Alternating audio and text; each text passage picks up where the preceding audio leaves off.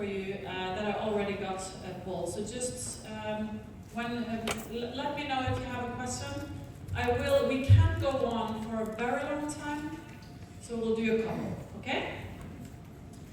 First, I have for you, Paul, sorry, I just need to find the question I got. So, regarding this, so the products you're talking about, what evidence is there for any sleep improvement? These products were not really designed to enhance or improve sleep. Having said that, there is good clinical work that indicates that Afron, which is one of the actives in Viva, decreases sleep latency, which is kind of obvious. If you're less stressed and less depressed, you're going to be able to get to sleep more easily. And there's one quite good clinical trial which shows exactly this. There are other approaches to improving sleep. Palmital ethanolamide, PEA as it's known, has similar effects. I wouldn't bother with most versions of palmital ethanolamide because it's a rather waxy compound with low bioavailability. If you can find something called Levagen Plus, that's a version of this molecule, which is one of the molecules the body produces itself, which is being made more bioavailable. So that's another route you can take. But for many people, Viva helps. Thank you. When we talk about, so someone has a question about obesity and the effects the concept has on obesity. Well, we know that increasing your intake of fiber makes you feel full and less hungry. But it gets a little bit further than that. We know that the fibers increase the numbers of a particular bacterium which produces something very like GLP-1. So it's almost as if you're producing small amounts of Ozempic inside your own body. It not only increases feelings of fullness, but decreases appetite. How effective is it at doing that? I really don't know. It hasn't been studied adequately. All I know is that I've been using these types of things, the precursors to the health protocol. I've been self-experimenting with for a long period of time. And my weight hasn't really changed since I left medical school. I think a lot of aging does seem to be slowed down when you do these things. I'm not saying that I'm the best example of slow aging, but I do have friends who have the same age as I do and who look considerably older than I do. My blood pressure is still 120/70. My spinal reflexes are really the same as they were when I was in medical school.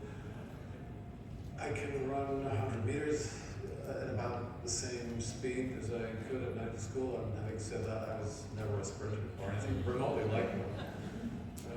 So that doesn't necessarily say very much. I don't get sick. I haven't experienced the rundown in immune function that people think is necessary, but clearly isn't, because I've used the beta-glucans and cyanogenic glycosides, which is what the immune system needs. I remember when COVID was first announced. The first strain was Wuhan. And do you remember how frightening it was? Because there were videos all over the internet showing people dropping dead at their desks or in the street. I mean, no one now that I'm simply part of the scare campaign. There wasn't remotely anything like that going on. But I was in Russia. I was in Kazakhstan at the time. And I was on the last plane that touched down in JFK before Trump's then ban on international flights came into play. And when I got to the JFK airport, everyone was wearing masks, and some people were wearing full body hazmat suits. And we were being given all these warnings saying, don't touch handles or railings, don't touch your mouth, wash your hands constantly, disinfect yourself every 5 minutes. I thought this is absurd. I'd seen the data coming off the Diamond Princess, which was that cruise liner where there was an outbreak of COVID.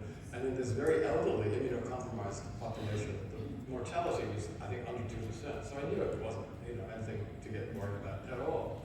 And I thought, okay, I'm in the at-risk group. I'm over 65, well over. some point I'm going to encounter this virus. Why postpone the inevitable? So I got into the airport and I touched every handle I could. I got the worst, the most virulent, the killer strain from China. And I felt, under the weather for 2 days. I got tested. I cast my mind back to medical school. I've had worse hangovers, to be honest. There's no big deal. If your immune system is working well, if you have given your body what it needs to function well, the bullets bounce off you. I mean, well, no, not quite. And especially, it's dangerous to say that if you live in the United States. But you become much less vulnerable to the slings and arrows of outrageous fortune. You become better able at resisting all kinds of insults and stresses. So how does it affect muscle function? Is my question. The health protocol. Yeah.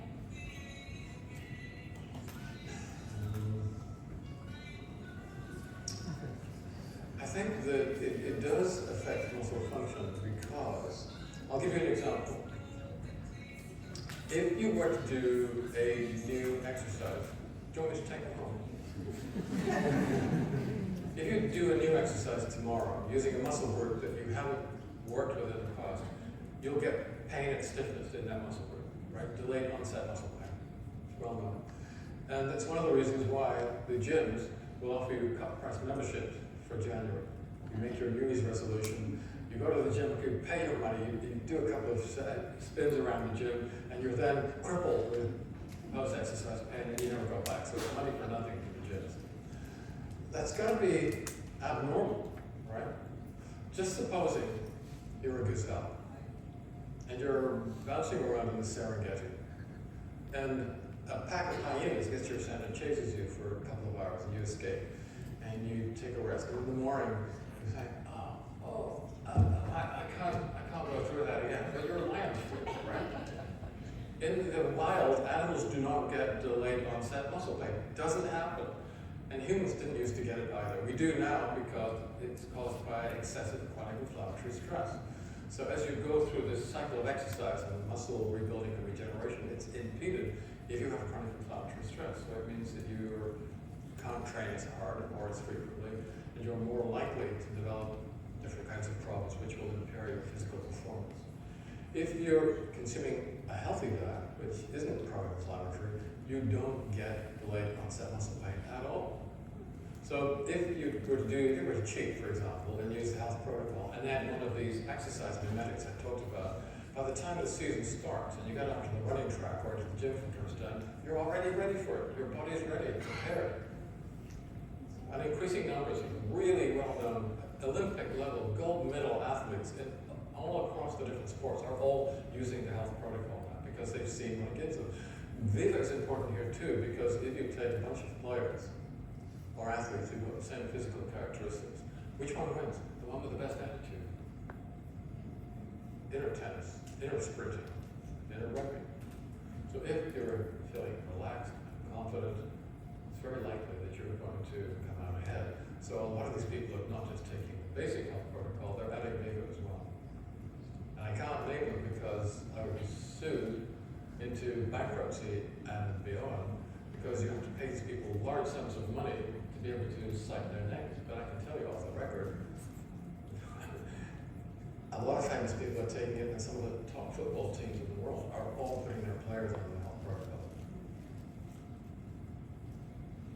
And then, is there a link, or what is the link between, the Viva? The Viva is not on there. Oh, the Viva's not on. Oh, wait. One more clip. I'm so sorry, baby. Don't punish me. So, there it is. Next question is, what is, or is there a link between omega-3 and tissue regeneration? I think I've just answered that question. Yeah. That's good. I will go into the audience now with some questions. What I will say is, we don't do any answers on vaccines, political questions, or personal medical history. So you know. We can talk talk about the weather? Yes, we can. You've got a mic on there. Just gonna. I'm just gonna bring this. Do you actually need to take a prebiotic or would the xenobiotic, do you need to take a normal probiotic, would the prebiotic be enough? No, absolutely not. I mean, Nestle, for example, would hate to even say that because they've got a huge market of selling you probiotic yogurts which do nothing for you at all. And the reason why they don't do anything is because of a little something called colonization resistance. They're giving you a very small number of bacteria, proportionately, which have been grown under ideal conditions in stainless steel vaults and cosseted and pampered to within an inch of their lives. And then you send these very pampered microbes into an environment which is hugely, densely populated by hostile species which know the terrain.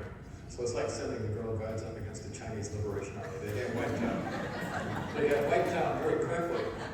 And we know this because some colleagues of mine who did a study on this, they gave people probiotics and then looked at their fecal samples to see whether the probiotics were still there. And there was very little evidence that they were there. And the day you stopped taking the probiotics, they were gone. They don't take. You need to take prebiotic fibers which feed the few probiotics that live inside you and are familiar with the environment and know how to find their corner. Down there, we've got different population of microbes, thousands of different species, many of which have not yet been identified. We refer to them as dark matter. And it's like pre-Westphalian Europe, or the Game of Thrones, which is based on the model of pre-Westphalian Europe. So these different cultures, these different species are fighting against each other, and sometimes they cooperate, and sometimes they displace each other, and it changes the overall balance with every meal that you take, probably with every mood switch. It's a very, very dynamic, very turbulent, very chaotic. And that's why we don't even now have very much good data relating a single species to definitive health outcomes, or even enterotypes. Far better to just go back to where we used to be,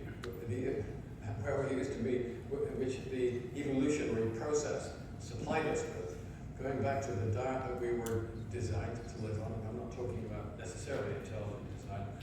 And that restores a population of microbes in the large intestine, which we know from experience give you a far better chance of a longer and healthier and happier life. Oh, by the way, the thing about probiotics is they don't live long. You leave the yogurt, the kefir, out of the refrigerator, and it's left in ambient temperature for a day. They're gone. Most of them are dead. Prebiotic fibers are so robust, you can eat them as powder, because I deliberately designed the blend to taste nice. Or you can bake with them. You can bake them into bread or biscuits, or blend them into yogurt, custard. They're very versatile and very robust. Dr. Clinton, thank you for a beautiful presentation. Just a continuation, so if my client, for example, has some symptoms of dysbiosis or IBS, would prebiotic fibers be enough? Knowing Yes. that, Yes. you answer that? Yes. Second question, if possible. Could I just say that in some cases you might want to use certain ancillary nutrients as well, so glutamine may have a role in some cases, but go easy with glutamine. This is not something that you want to label into your clients indiscriminately, because we know that it is an essential substrate for many cancer cells. Thank you.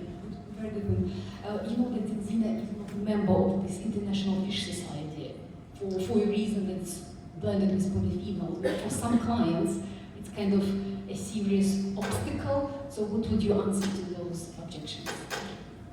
I'm not sure I fully understood the question. I will say that these fibers are not the only prebiotics. We know that the polyphenols have prebiotic effects, and in fact, some of the polyphenol breakdown compounds may well be more active than the parent compound.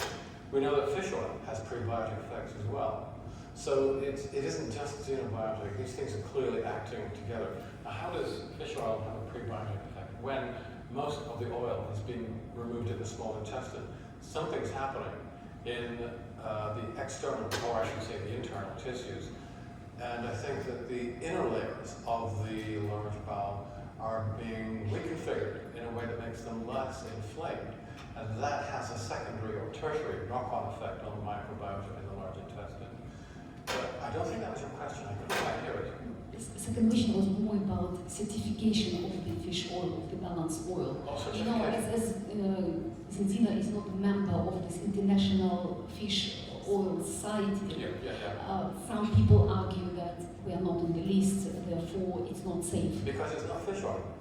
It's fish oil with a substantial amount of olive oil, because you need to have the polyphenols in there. Fish oil on its own doesn't work, and it can be as pure as you like, and it has no effect. And it's not just me that says this, it's the Cochrane collaboration.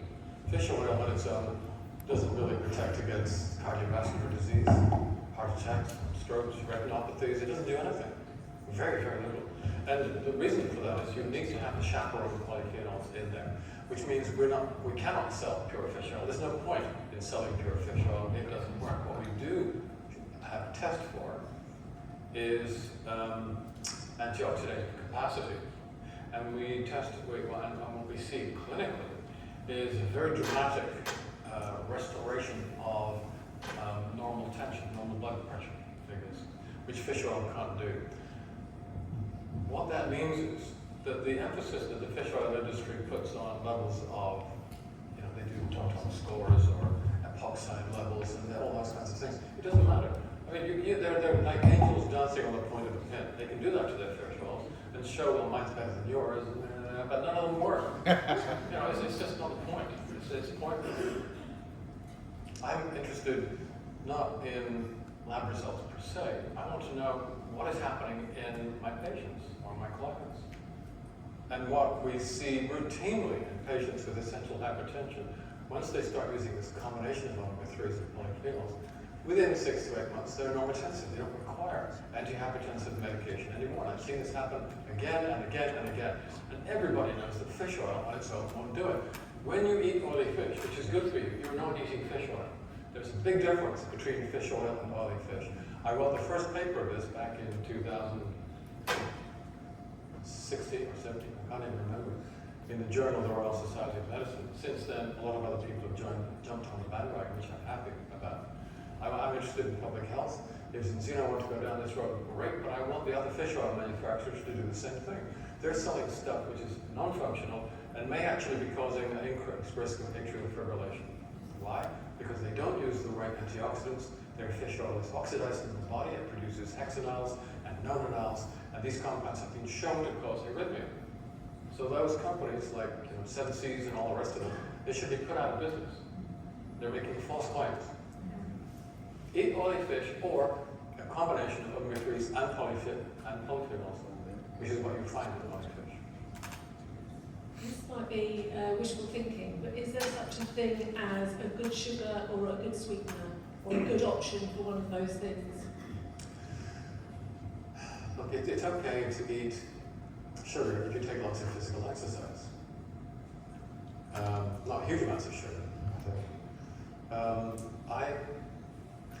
I know that people don't like aspartame. I think it's okay. Sucralose, I think it's okay. Sucralose is just sugar, linked together at random. So it has a flavor profile that is very like sugar. You don't absorb very much of it. Some of the stuff that you absorb might be metabolized together, which might theoretically have some adverse effects, but the amount you absorb is very small. I mean, this whole question of sweetness is very, very strange, because you think we taste sweetness in the mouth. We have receptors in the mouth. It's amazing to me that the same receptor is capable of detecting sweetness in polyphenols, peptides, hexoses. It's a very strange receptor. And even stranger, these receptors occur all the way through the gastrointestinal tract. So they're in your stomach, they're in the small intestine, they're in the large intestine. You can't taste sugar, down there. But the receptors are there, they're doing something. I don't think anybody quite knows what that is. If you're stimulating these receptors all the time and excessively, might this have adverse effects? Maybe. Theoretically. In reality, I think that switching to some of these intense sweeteners is probably better for you than eating large amounts of sugar. In an ideal world, you might think that we should discourage people from liking sweet things altogether. Good luck.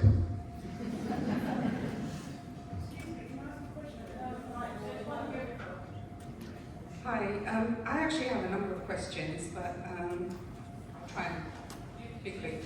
Okay.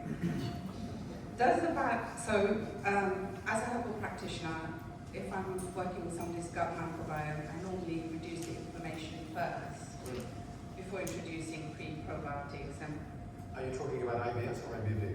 More severe inflammatory conditions? probably IBS because I see that more than IBD. Okay. But does the balance soil reduce the inflammation? Yes. Okay. In the small intestine, clearly. In the large intestine, you have to think of the anatomical structure of the gut. So what you might think of as the inner layer, in three-dimensional terms, is actually the outer layer. So the microvilli are the outer layer that's exposed to the external environment. It's the inner layers where, if you take balance soil, you'll reduce chronic inflammatory stress in the inner layers. And if someone who has IBD, I recommend you do that first before introducing the prebiotic, which will then be acting from the other side. But start off by calming as much of the inflammation as you can. Otherwise, you may end up with an abreaction to the prebiotic fibers, because even although you have an unhealthy microbiome or microbiota, in cases of Crohn's and ulcerative colitis, it's kind of balancing it. You've reached a form of homeostasis, which isn't a good one, but it's still sort of in balance. If you disrupt that, you can precipitate a crisis. So I would say start with the anti-inflammatory treatment first, balance soil for maybe 3, maybe 4 months, and then gradually introduce the fibers, the prebiotic fibers, in a stepwise manner. But obviously going cautiously in cases of IBD. And with IBS, it's fine to do the two together?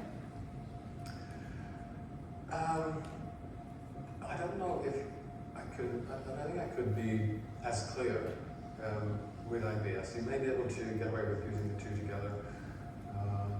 And I think it depends on the individual.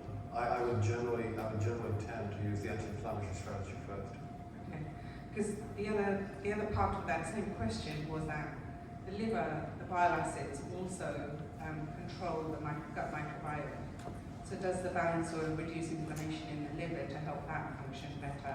Oh yeah. So particularly if you've got patients who've got MESLD or they've progressed to steatosis, then you'd use both. So the balance oil is reducing chronic inflammatory stress within the liver, but you really need to switch off the endotoxemia, which is driving the liver disease in the gut. So in that situation, I would probably start with both at the same time. There's other things too.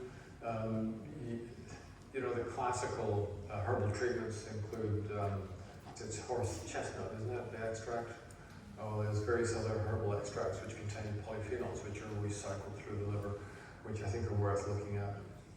Lecithin, I think, is important too. The liver is very heavily membrane dependent, and if you're instructing it or creating an environment which is permissive for liver regeneration, then supplying the phosphatidyl phospholipids, I think, is a good thing to add to that. Okay, thank you. So the other Sorry, question... it's not horse chestnut, is it? I blanked out. It's not horse chestnut, but milk thistle or... Thank you. And the nice thing about that particular polyphenol is it goes through the enterohepatic recycling, so it hits the liver again and again. But yes, thank you. Okay, so what about vegetarians, especially you talked about Victorian times. So I'm concerned about the high levels of omega-3 and taking it long term, but with vegetarians in mind, because they would never have had those levels of omega-3. But if you're a vegetarian, first of all, I feel very sorry for you. But secondly, am I being insufferably patronizing? You can tell me by now. I think if you're eating a vegetarian diet and you're not eating ultra-processed vegetarian products, and there are so many of those now, it's very likely that you're consuming LA and ALA in a ratio that's below 5:1. And providing you keep that ratio below 4 or 5:1, then the alligases and desaturators, which you use to convert both of those parent essential fatty acids, will do the right thing. And they'll give you the right balance of the polyunsaturated fatty acids, 6s and 3s, further downstream. If you're a vegetarian and you're eating a lot of the ultra-processed vegetarian foods, you're going to be in trouble because in those products, the LA-ALA ratio is way pushed over in the wrong place. And Your elongators and desaturases are basically going to be smothered. They're going to be full of LA. They won't be able to do the things they need to do to the ALAM, so the conversion rate is going to be washed out to almost nothing. Okay, we'll do 2 questions. One. Hi, thank you. Because of the way fish is farmed, etc., and processed, in your view, what would you consider to be oily fish? Because I struggle, even though the books and statistics, they say that this is oily fish, we just eat oily fish. But I'm like, well, what is oily fish? That's a good question. And we know that the nutritional composition of farmed salmon is not exactly the same as it is for wild salmon. If you want an untampered original live fish, sardines are a good place to start. Pilchards, Manhattan, if you can get them, all good. The problem is, the larger problem is there aren't enough fish in the sea to supply all the omega-3s that we would need to maintain a healthy population. And large areas are overfished already. Which I think means we have to cut out the fish altogether and go to the algae. Because it's the algae that produce the omega-3s and the polyphenols at the base of the marine food chains that then percolate through the krill, the pelagic fish, the larger fish, marine mammals, and end up in the apex predator, which could be a killer whale, or it could be your grandmother sitting down to a dish of roll-ups. So we have, I think, to go to the algae. It started off with wild harvesting, which is a problem, because that's the bottom of the food chain, and we really want to starve everything else that grows off that. And it's now moved on to algal biofermenters, which are wholly enclosed, so no contamination. They're infinitely upscalable. They also bind carbon. They're a carbon sink, if you think that's important, and I think that may be. And there are companies now that are growing these algae as these continuous production models in brownfield sites, so you're not using up agricultural land. It's environmentally extremely sound, and they produce reliably very large continuous quantities of omega-3s and polyphenols, and you don't need to send trawler fleets out to sea and pillage the fish stocks. This is the way forward. Plus, of course, it's vegan. Sustainability. We don't talk enough about the xenogene. Could you highlight the benefits of the xenogene and what is a safe age group to start taking the xenogene, please? Well, xenogene has got me into a lot of trouble. The pharmaceutical industry don't like it at all because they think senolytics is an area where they want to be, and they think they can make a lot of money out of it. And we know that if you treat aged animals with senolytics, you see a remarkable rejuvenation. Until recently, I don't think we could make practically usable senolytics because many of the active compounds, there's 1 or 2 alkaloids, but they're mostly polyphenols that we know about. The bioavailability isn't great. And to get levels in the tissues where senolysis takes place, it's actually very difficult to do. Now, my good friend of mine runs a company in Australia where they use some very interesting technologies to increase the bioavailability of a whole range of natural molecules. And they produced, it's a technology called lipodisperse. And they have a form of curcumin, which you take it, you put it into water, it dissolves almost instantly in water. The bioavailability is very, very high. And I was able to get hold of a kind of exclusivity, sort of, for the channel that we work in. So that was put into xenogene. And if you take it as directed, which is 4 tablets altogether, it's a big, big dose, it all goes into the blood, and we know that it reaches tissue levels where senolysis takes place. So you're knocking out some, probably not all, senescent cells. Senescent cells they accumulate as you get older. Probably not a good thing because they create a vicious biochemical metabolic cycle in the tissues where they grow. They accelerate the aging process, so it's a good idea to get rid of them. We know that this particular polyphenol, presented in this way, as I said, achieves levels in the tissues high enough to kill senescent cells of some types, not all types.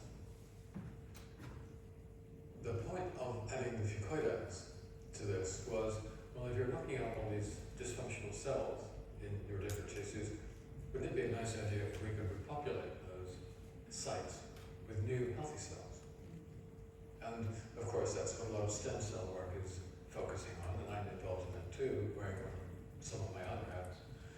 But we're not in the business of selling stem cells, because to do that, you have to go to the lab, you give a sample of tissue, they'll grow it, and then they inject the stem cells back into it. It's invasive, it's expensive, it's personalized, and I think that nutrition should be available on a population level.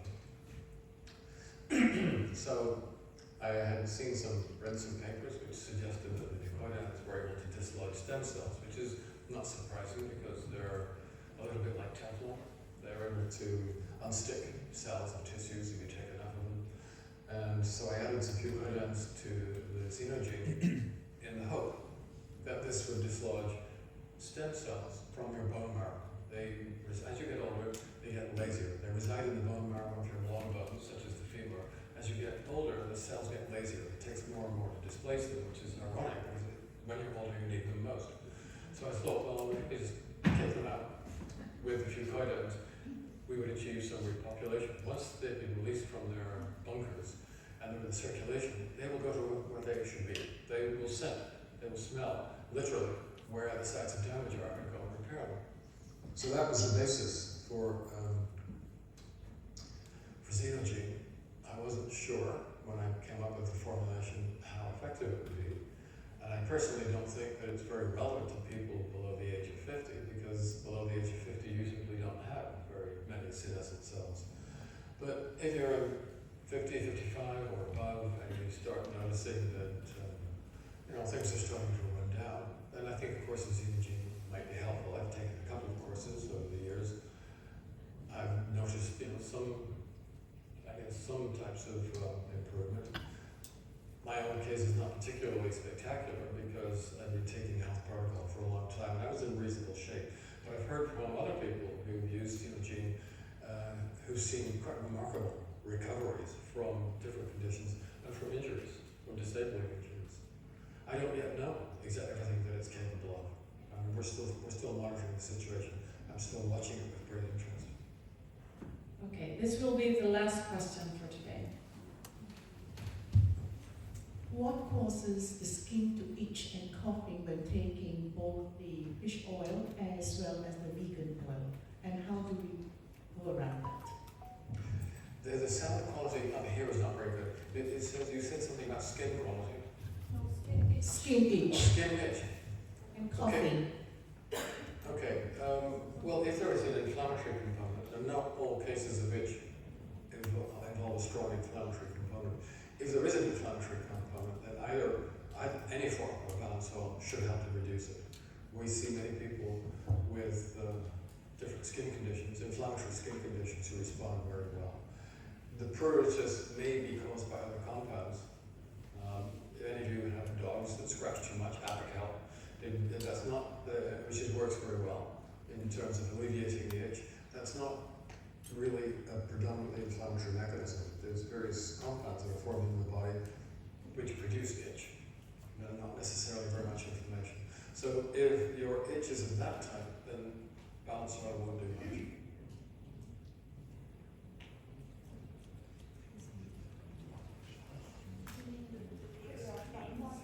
No. She said it was itching after taking the balance Oh, I'm oil sorry. and the I can't really hear you up here. It was itching after taking the balance oil. And vegan. And the vegan oil. And the vegan oil. So you tried them both and they had the same effect. Madam, you're very paradoxical. It was someone who I introduced. What have you heard that? I've heard this once before, and one other person. Everybody else goes the other way. They experience relief of itching, so I'm not quite sure what's going on here. Is it possible that they have some slight low-level allergic response to, let's say, some of the compounds in the olive oil? The olive oil is not purified quite as much as the fish oil is, so it's possible that there may be some olive allergens in there. I think the question I would ask is, do you eat olives? Do you use olive oil? Do you react to olives? And if they do, then that might be the problem. Thank Thank you very much. That was the last question. I know that Dr. Paul, you can stand here all day and they will not be finished asking you questions. But I hope you found this day interesting. Yes. Yes. Yes.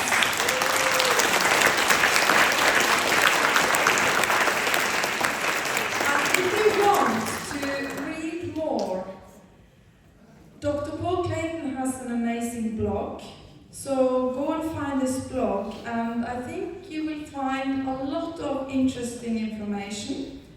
Some of it will perhaps be a bit provocative, would you say, Dr. Paul? It's very opinionated.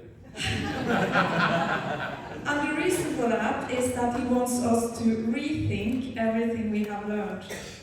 And that's what I really appreciate about him. And this is totally new in UK, and we need more people to help us spread this information, because we can help so many people. And if you are interested to know more about that, I want you to talk to the one who invited you here today to get more information. We also have a book. An apple a day keep Dr. Paul Clayton away? No. We have a book that he has been written. He has been written many books, but I don't know, I think there are a few more left out there. So you can get that today. And then I also want to inform you that in 14 days on Saturday there will be a regional event that you can also visit, and you will find more information in the Cincino UK Facebook page. And on the 21st and the 22nd of June, we will have a bigger event for everyone in UK to attend. And we will get visit from our CEO, Dag Bergheim Pettersen from Norway, and Dr. Colin Robertson, that has also a lot of very good information to give us.